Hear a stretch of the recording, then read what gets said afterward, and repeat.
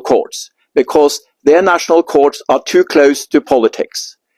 Whereas the European Court of Justice, the EU court, has that distance, so it was able then to apply, with the help of good lawyers, apply the international law which applies to this agreement. And this agreement is typical of many other agreements which are entered into bilaterally between states and different states and Morocco, and which would in a similar way be in direct contravention of international law. And in this period where international law is under all kinds of challenges, and the United Nations is under all kinds of challenges, well, one should rest on what is unequivocally and clearly the foundation in international law. And here it is, as Manuel mentioned, the International Court of Justice ruling in 1975.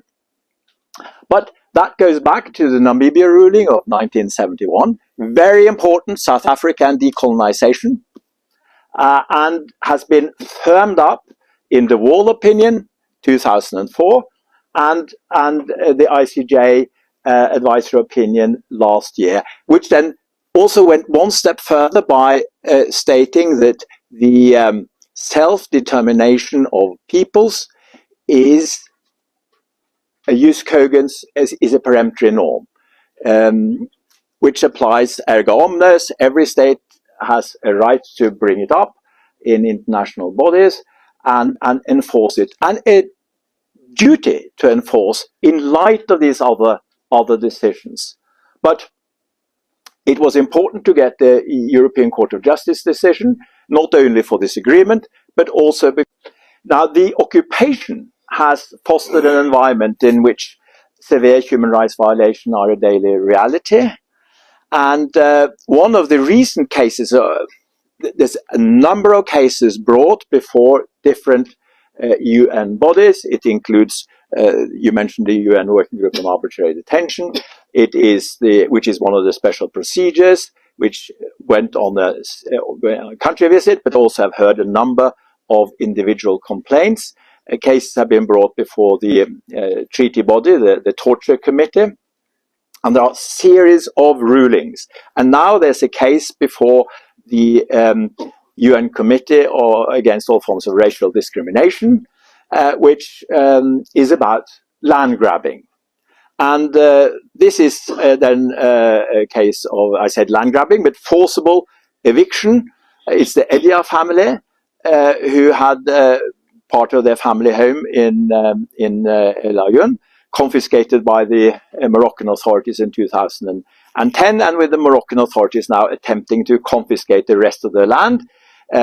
It's been grabbed to build new houses for Moroccan settlers, and a number of Sahrawi families have been evicted and displaced. And this family now bringing the case have resisted, paid a high price for resisting, and we are looking forward to the ruling which is forthcoming then from the UN Committee against on all forms of racial discrimination, the treaty body.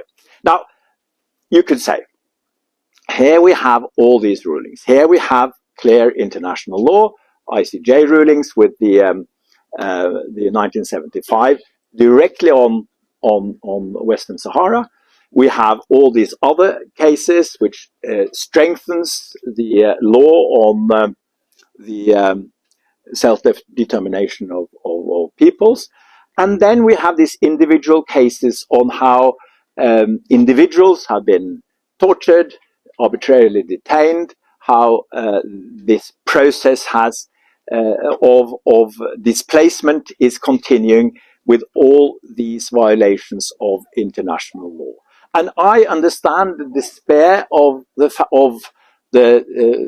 Sahrawis, the people of Western Sahara, who would say, this is what international law says. This is what international bodies have done, have stated and restated, found and found and found again.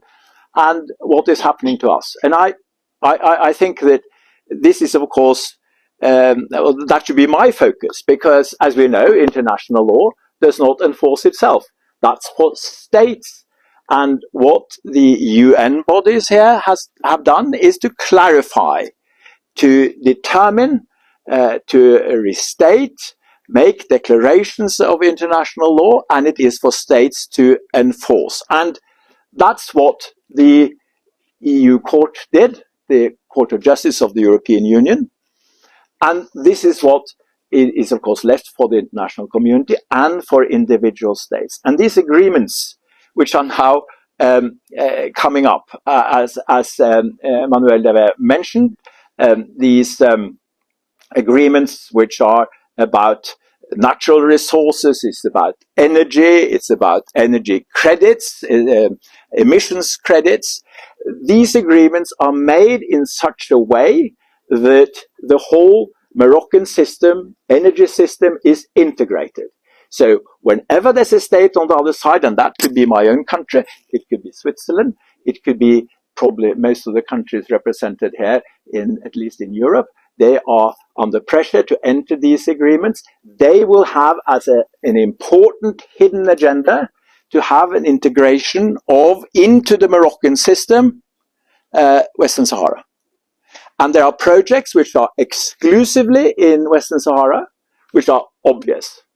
But they will hide away through different integration mechanisms, for instance, over an international energy or electricity system, hide away the link to Western Sahara. And then I'm happy to say that in the Norwegian context, we have been successful in stopping, or at least not allowing, the authorities have not gone ahead with an agreement with Morocco.